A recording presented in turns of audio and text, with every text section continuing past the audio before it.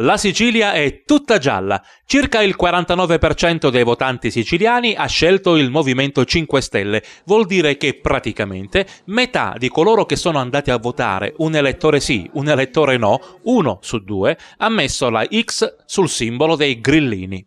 E per i 5 Stelle che hanno conquistato 28 seggi sui 28 siciliani è già cappotto.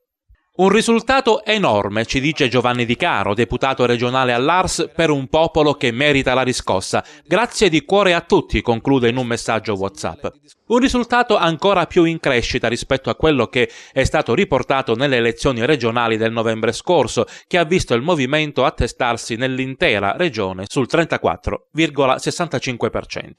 Vuol dire che c'è grande aspettativa della gente sulle promesse fatte da Di Maio e la voglia di cambiamento è ancora in crescita. Scendendo nel particolare a Favara, città amministrata proprio dai 5 Stelle, vediamo di capire l'andamento del movimento.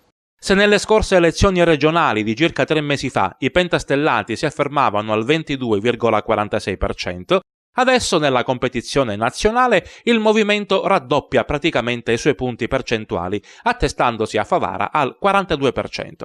Un 42% che però mette in mostra i 7 punti in meno rispetto alla media regionale, segnale che probabilmente la gente intravede forse qualche piccolo neo, ma ovviamente si rende conto che la politica locale con quella nazionale sono due cose ben diverse.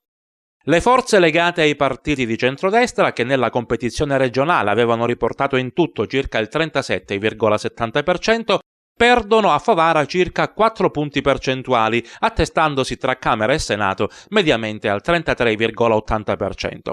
Il tonfo anche a Favara lo registra il centro-sinistra, che da circa il 28% adesso è sceso al 14,94%.